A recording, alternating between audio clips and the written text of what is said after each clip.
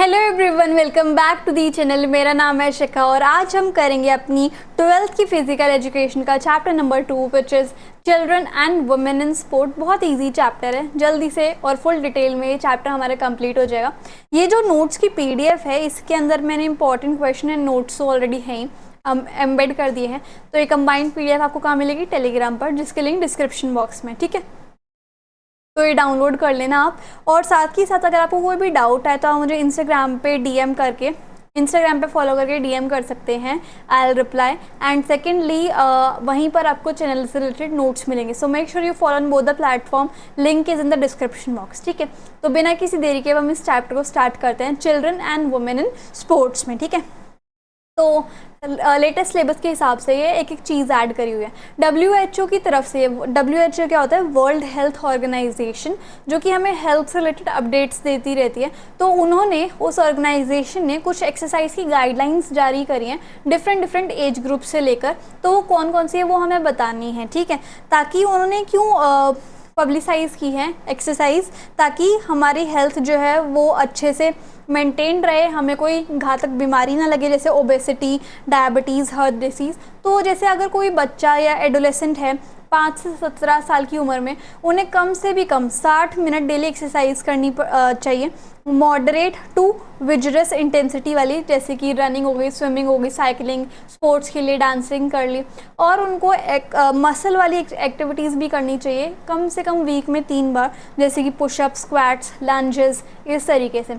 अगर 18 से लेकर 64 ईयर्स तक का इंसान है तो उसे वीक में 150 से लेकर 300 मिनट तक तो एक्सरसाइज करनी है, मतलब डेली का 45 या 50 मिनट। और उन्हें मॉडरेट इंटेंसिटी की एरोबिक फिजिकल एक्टिविटी करनी चाहिए एक वीक में, ठीक है। जैसे कि ब्रिस्क वॉक कर लिया, जॉग कर लिया, साइकिलिंग कर ली, स्विमिंग कर ली, डांसिंग कर ली। और हफ्ते में 2 बार कम से कम मसल की स्ट्रेंथनिंग की एक्सरसाइज करनी चाहिए, जैसे लिफ्टिंग वेट हो गया, पुशअप हो गया, सिटअप हो गया। और अगर 80 ओल्डर एडल्ट है, 65 से ऊपर वाले, तो उन्हें जो है मॉडरेट एरोबिक फिजिकल एक्टिविटी करनी चाहिए 150 से 300 मिनट हर हफ्ते, जैसे उसमें वॉकिंग आ गई, डांसिंग, गार्डनिंग, साइकिलिंग आ गई। और जो उन्हें बैलेंस की एक्सरसाइज करनी चाहिए हफ्ते में 3 दिन, ताकि वो गिरे ना, ठीक है। बैलेंस एक्सरसाइज आपने देखा होगा, इस टाइम पे आते आते बहुत सारे जो ओल्डर पीपल होते हैं वो गिर जाते हैं, सीढ़ियों से गिर जाते हैं, वो कहीं ना कहीं बैलेंस जो डगमगा जाता है। तो उन्हें बैलेंस की एक्सरसाइज भी करनी चाहिए। कॉमन पोस्चरल डिफॉर्मेलिटीज़ की अब हम बात करते हैं। कभी कभी हमारा जो बॉडी का पोस्चर है ना वो अच्छे से मेंटेन नहीं हो पाता, तो उसके लिए काफ़ी सारी डिफॉर्मेलिटीज़ है। कभी कभी हमारी बॉडी में अलग अलग टाइप की, मतलब हमारा पोस्चर अच्छे से नहीं हो पाता। जैसे आपने देखा होगा, कभी कभी दोनों जो हमारे नीज़ होते हैं वो एक दूसरे के साथ कनेक्ट होते हैं, कभी हमारे जो लेग्स हैं वो एक दूसरे से ज़्यादा दूर होते हैं। तो ये इस टाइप से, जिनको हम बोलेग्स बोलते हैं। और हमारा जो स्पाइन होती है, रीढ़ की हड्डी होती है, उसमें भी अलग अलग, वो सीधी होने की बजाय अलग अलग से कर्व्स बन जाते हैं, जिससे कि हमें चलने में, उठने में, लेटने में दिक्कत होती है। तो हम उन्हीं पोस्चरल डिफॉर्मेलिटीज़ की बात करेंगे। जैसे नौकनी है, ठीक है। नौकनी क्या होता है कि जब हम खड़े होते हैं नॉर्मल पोजीशन में, तब हमारे दोनों जो नीज़ होते हैं, गोडे होते हैं, वो एक दूसरे के साथ टच करते हैं। उसका क्या रीज़न है? या तो विटामिन डी की कमी है, calcium, phosphorus, rickets, obesity, chronic illness की वजह से ये चीज़ हो जाती है। और इसके प्रिकॉशंस क्या है? बैलेंस डाइट लिखो। और बेबीज़ को अर्ली एज में चलने के लिए ज़्यादा फोर्स नहीं करना चाहिए, मतलब जब वो खुद से चलना चाहे तभी करने देना चाहिए। बो लेग्स क्या होते हैं? नॉक नी से बिल्कुल ही अलग होता है। जब दोनों नीज़ के बीच में, दोनों गोडों के बीच में बहुत गैप हो जाता है तो उसे बो लेग्स कहते हैं। और इसको हम जेनोवेरम भी कहते हैं। इसके कॉज क्या है? कैल्शियम एंड फॉस्फोरस की वजह से हो जाता है, ठीक है। हमारी बोन्स जो होती हैं लेग्स की वो सॉफ्ट हो जाती हैं। या फिर बच्चा अगर ओवरवेट हो जाता है तो बो लेग्स के ज़्यादा चांसेस होते हैं। विटामिन डी की कमी की वजह से भी हो जाता है। तो कोशिश करो कि बच्चे में ओवरवेट ना हो, बैलेंस डाइट हो। और अर्ली एज में बच्चे को इनकरेज मत करो कि वो जल्दी जल्दी चलना सीखे। फ्लैट फुट क्या होता है? जब हमारा पैर अच्छे से टिक नहीं पाता, एकदम फ्लैट हो जाता है ना। ये बाय बर्थ भी हो सकती है, और या फिर चाइल्डहुड की लेटर एज में वो हो सकती है डेवलप, है ना।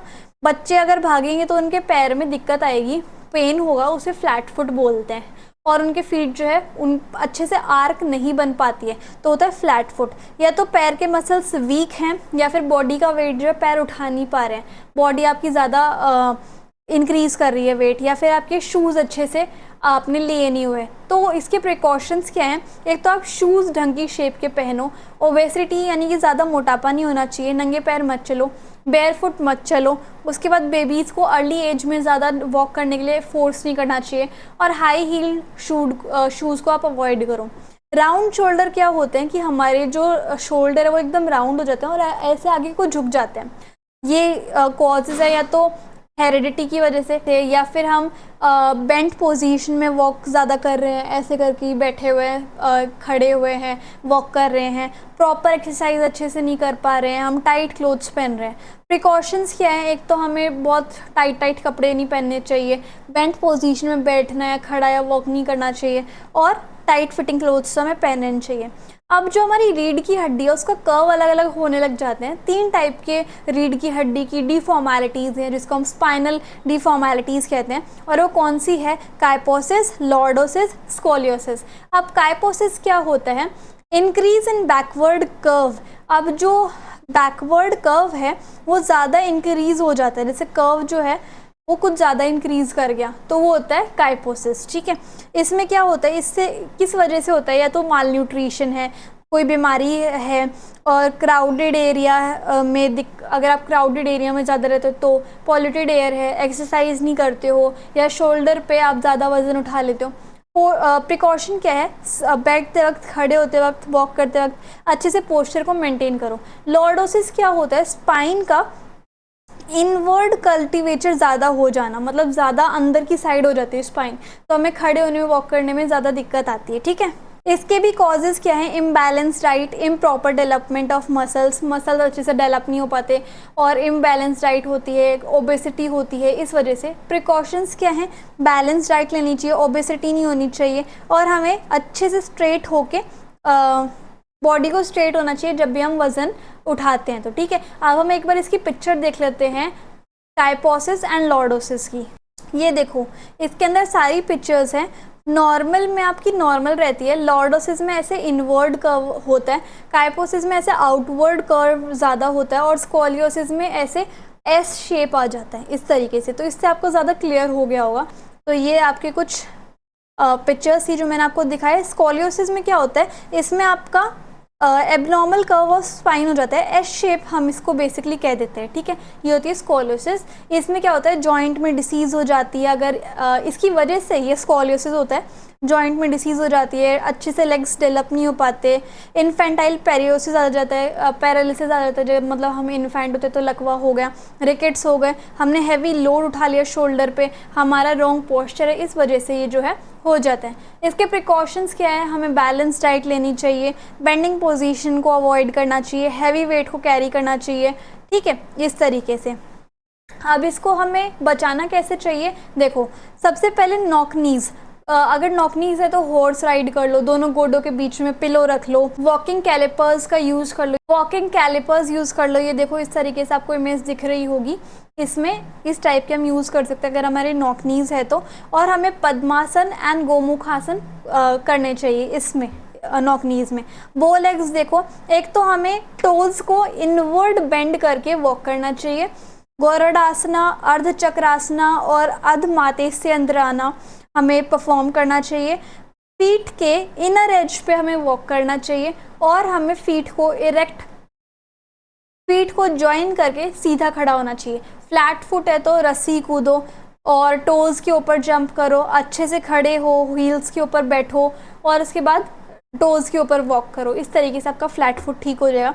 राउंड शोल्डर है तो हॉरिजॉन्टल बार्स जो होती हैं उनको अच्छे से पकड़ो। ठीक है, चक्रासन एंड धनुरासन को परफॉर्म करो। और एक दो और एक्सरसाइज बताई हुई हैं। काइपोसिस के लिए भी आपके पास कुछ एक्सरसाइज हैं, जैसे कि बैक पे लेट जाओ, चेस्ट के बल लेट जाओ, नॉर्मल पोजीशन में बैठो, और धनुरासना करो। ठीक है, लॉर्डोसिस में भी आपको क्या करना है?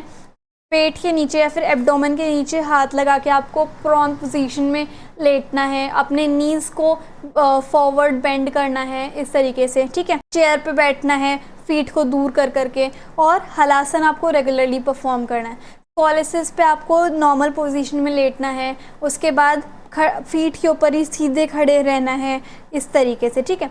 अब हमें बात करनी है वुमेन पार्टिसिपेशन इन स्पोर्ट की। वुमेन्स भी जो है स्पोर्ट में पार्टिसिपेट करती हैं और उसके काफ़ी सारे बेनिफिट हैं। जैसे फॉर एग्जांपल अगर फिजिकल बेनिफिट को हम देखें तो उनकी जो हार्ट की हेल्थ रहती है वो काफ़ी अच्छी होती है, ठीक है। उसके बाद उनका मसल्स अच्छे से स्ट्रेंथ रहता है, उनके अंदर क्षमता काफ़ी ज़्यादा आ जाती है, वेट को मैनेज कर पाती है और डिसीज़ के चांस कम हो जाते हैं। साइकोलॉजिकल बेनिफिट्स क्या होते हैं, उनका मूड अच्छा रहता है, उनका कॉन्फिडेंस सेल्फ एस्टीम बढ़ती है, स्ट्रेस उनका रिड्यूस होता है। सोशल बेनिफिट क्या है, उनको सोशल सपोर्ट मिलता है, लोग उनसे जुड़ते हैं, सोशल कनेक्टेडनेस फील होता है, वो लोगों के लिए खेलती हैं, अपने लिए खेलते हैं तो कनेक्टेडनेस फील होता है, लीडरशिप स्किल्स उनके अंदर आती है। अब हमें दो मेन चीज़ों के बारे में बात करनी होती है। मेनार्क क्या होता है, ये जो है एक स्पेसिफिक इवेंट होता है गर्ल की लाइफ में जब मेंस्ट्रुएशन का स्टार्टिंग होता है और एक रिप्रोडक्टिव लाइफ की बिगिनिंग होती है, ठीक है। When there is a monthly cycle तो उसको हम मेनार्क कहते हैं, ओके। और ये बहुत इंपॉर्टेंट है कोचेस के लिए, टीचर्स के लिए, पेरेंट्स के लिए, ताकि वो अवेयर रहें इस चीज़ को लेकर और यंग फीमेल एथलीट्स को सपोर्ट करें। Next is menstrual dysfunction. इसमें क्या होता है, ये कुछ ऐसे हेल्थ कंडीशंस होती हैं जिसके वुमेन के साइकिल में काफ़ी सारे रेंज ऑफ कंडीशंस होती हैं, जैसे इरेगुलर साइकिल्स हो गए, हैवी ब्लीड हो गया, पेनफुल क्रैम्प्स हो गए, पीएमएस हो गया। इस तरीके से जो है मेंस्ट्रुअल डिसफंक्शन होता है, जो कि काफ़ी सारी कंडीशंस होती हैं वुमेन के साइकिल से रिलेटेड, ठीक है। अब हम गर्ल्स को एंड वुमेन को कैसे सपोर्ट कर सकते हैं इस टाइप के सिचुएशन में। एक तो सबसे पहले उनको एजुकेट करके कि क्या क्या कंडीशन हो सकती है, कैसे कैसे आप हाइजीन मेंटेन कर सकते हो और टाइम पे, इस पर्टिकुलर टाइम पे आप कैसे फिजिकल एक्टिविटीज़ में पार्टिसिपेट कर सकते हो। जो कोचेज़ हैं, ठीक है, जो स्पोर्ट कोचेज़ हैं, उन्हें फ्लेक्सिबल ट्रेनिंग को ऑर्गेनाइज करना चाहिए कि when they are fully ready और दे आर कैपेबल, तभी हमें जो है कॉम्पिटिशन्स करानी चाहिए, तभी हमें ट्रेन करना चाहिए ताकि बॉडी के ऊपर ज़्यादा स्ट्रेस ना आए। प्रॉपर अटायर, उन्हें कंफर्टेबल एंड सपोर्टिव अंडरगारमेंट्स या फिर प्रोडक्ट्स देने चाहिए ताकि वुमेन्स एंड गर्ल्स को कंफर्ट फील करें वो जब फिजिकल एक्टिविटी उन्हें करनी हो, ठीक है। सपोर्टिव इन्वायरमेंट होना चाहिए, उन्हें कोई जज करने वाला नहीं होना चाहिए उनके हेल्थ कंडीशन को लेके। मेडिकल सपोर्ट भी उन्हें प्रोवाइड करना चाहिए कि if they feel any dysfunction, menstrual dysfunction, तो वो हेल्दी रहें, वेल बीइंग रहे, तो मेडिकल सपोर्ट उन्हें देना चाहिए। इंक्लूजन, अब यहाँ पर जो है अगर इफ़ एनी वुमेन और a girl is facing menstrual dysfunction तो उन्हें फिजिकल एक्टिविटीज़ या स्पोर्ट्स से आउट नहीं करना चाहिए, एक्सक्लूड नहीं करना चाहिए, उनको भी पूरा हक है पार्टिसिपेट करने का। अब मोस्ट इम्पॉर्टेंट, हमें फीमेल एथलीट्स ट्रायड पढ़ना है। इसके अंदर तीन मेन चीज़ें हैं। द फीमेल एथलीट ट्रायड, ये जो है एक मेडिकल कंडीशन है जो कि फीमेल एथलीट्स में होती है जो कि स्पोर्ट्स में पार्टिसिपेट करती हैं। उनको लो बॉडी वेट रखना चाहिए, जिमनास्टिक्स में फिगर स्केटिंग करनी चाहिए, डिस्टेंस रनिंग होनी चाहिए। तो ये जो है तीन इंटर रिलेटेड कंडीशन होती है, एक तो ऑस्टियोपोरोसिस, एक एमेनोरिया और एक तीसरा जो है ईटिंग डिसऑर्डर। ऑस्टियोपोरोसिस ऐसी कंडीशन होती है जिसमें जो हड्डियां हैं वो वीक हो जाती हैं, जल्दी टूटने के, फ्रैक्चर्स होने के चांसेस होते हैं, ठीक है। तो इस चीज़ को हम क्या कहते हैं, ऑस्टियोपोरोसिस। अब इसके अंदर क्या क्या आती हैं, एक तो हमारे अंदर कम एनर्जी होती है, उसकी वजह से हमारी जो बोन्स है वो ज़्यादा वीक हो जाती हैं। ज़्यादा एनर्जी नहीं मिलेगी तो जो बोन डेंसिटी है वो भी डिक्रीज़ होगी।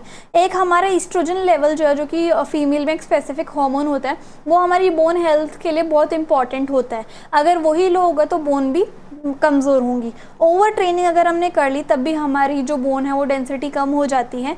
पुअर न्यूट्रिशन, जैसे कैल्शियम एंड विटामिन डी नहीं मिला तो फिर तब भी हड्डियाँ जो है कमज़ोर हो जाती हैं। जेनेटिक्स, अगर आपके जीन्स में ही ऑस्टियोपोरोसिस है तो फिर आपको भी हो सकता है ना। एमेनोरिया क्या होता है कि जब मेंस्ट्रुएशन साइकिल का एब्सेंस होता है तो उस पर हम एमेनोरिया कहते हैं। इसमें आप ज़्यादा ट्रेनिंग कर लेते हो, स्ट्रेस ज़्यादा हो जाता है, तब आपको एब्सेंस हो जाता है और लो बॉडी फैट होता है। तो इसके अंदर क्या होता है, लो बॉडी फैट होता है। इंटेंस ट्रेनिंग अगर आप कर लेते हो, अजीब अजीब तरीके का खाना खा लेते हो, स्ट्रेस ले लेते हो, जेनेटिक्स अगर आपकी कोई प्रॉब्लम है, और मेडिकल कंडीशन जैसे पीसीओएस है, पीसीओडी है, थायराइड डिसऑर्डर है, तो इसकी वजह से जो है एमेनोरिया हो जाता है, ठीक है।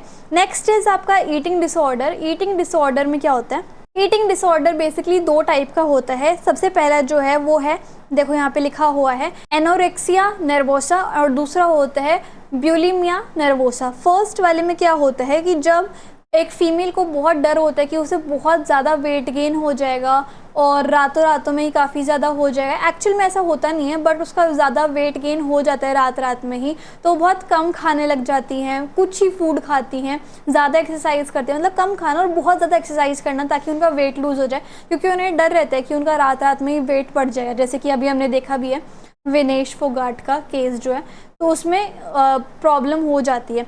Next is bulimia nervosa. ये एक ईटिंग डिसऑर्डर होता है जिसमें पर्सन जो है वो लार्ज अमाउंट ऑफ फूड खा लेता है, वो भी कम टाइम के अंदर और वो अपनी कैलोरीज़ को बर्न कर लेता है। कैसे? वॉमिट करके, लैक्सेटिव का यूज़ करके, ओवर एक्सरसाइज करके, ठीक है। और ये ऐसा उन्हें तब फील होता है जब उनका ईटिंग के ऊपर कोई कंट्रोल नहीं रहता। तो ये 2 टाइप के ईटिंग डिसऑर्डर होते हैं, ठीक है। अब ऐसा ईटिंग डिसऑर्डर क्यों रहता है? क्योंकि उनके ऊपर प्रेशर होता है कि उन्हें एक पर्टिकुलर बॉडी वेट मेंटेन करके रखना है। जैसे वेट लिफ्टिंग में उनका इतना वेट होना ही होना चाहिए, या फिर रेसलिंग में उतना वेट उनका होना ही होना चाहिए। इससे अगर हल्का सा ग्राम भी ऊपर हुआ या नीचे हुआ तब वो डिस्क्वालीफाई हो जाते हैं। तो ऐसा प्रेशर उनके ऊपर बन जाता है कि उन्हें ईटिंग डिसऑर्डर हो जाता है। उसके बाद वो अपने अपीयरेंस और वेट को लेकर ज़्यादा फोकस रहती हैं। अगर उनकी बॉडी अच्छी नहीं होगी तो उन्हें लो फील होगा। एक्सरसाइज जो है वो कभी ज़्यादा कर ली, कभी ओवर ट्रेनिंग कर ली, कैलोरी इनटेक अच्छे से नहीं करा, पुअर न्यूट्रिशन रहा, एंजाइटी एंड डिप्रेशन हो गया, उसकी वजह से भी ईटिंग डिसऑर्डर्स हो जाते हैं। Now the last topic is women participation in India. अब जो फर्स्ट मॉडर्न ओलंपिक गेम्स हुए थे 1896 में एथेंस में, तब वुमेन ने कोई पार्टिसिपेट नहीं किया। लेकिन जब 1900 वाले ओलंपिक्स हुए तब 22 वुमेन ने पार्टिसिपेट किया। 1904 में 6 वुमेन ने पार्टिसिपेट किया और 2000 में जब सिडनी ओलंपिक्स हुए थे तब 4069 स्टूडेंट वुमेन्स ने पार्टिसिपेट किया था। 2008 में बीजिंग ओलंपिक्स में 4637 वुमेन ने पार्टिसिपेट किया था। 2000 में कर्नम मालेश्वरी पहली वुमेन थी जिन्होंने सिडनी ओलंपिक में ब्रॉन्ज मेडल को जीता था, ठीक है।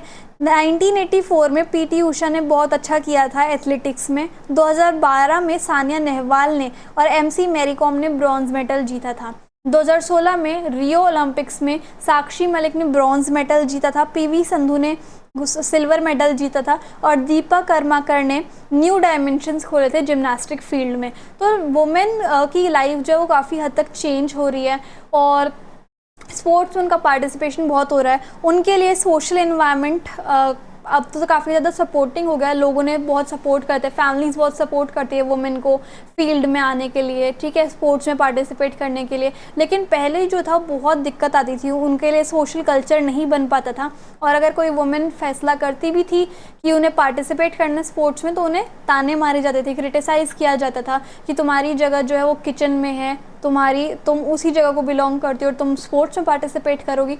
तो इस तरीके से उन्हें डीमोटिवेट किया जाता था। लेकिन फिर भी वुमेन्स जो है अपने डिसीजन खुद ले पाई और उन्होंने काफ़ी अच्छा परफॉर्म करके भी दिखाया स्पोर्ट्स में, ठीक है। तो इसी के साथ साथ हमारा जो चैप्टर है फाइनली खत्म होता है। आई होप आपको समझ में आया होगा, वीडियो पसंद आई होगी। टेलीग्राम एंड इंस्टाग्राम पे ज़रूर फॉलो कर लेना। So if you like the video and the explanation then please do like, share, comment and subscribe the channel. Thank you so much.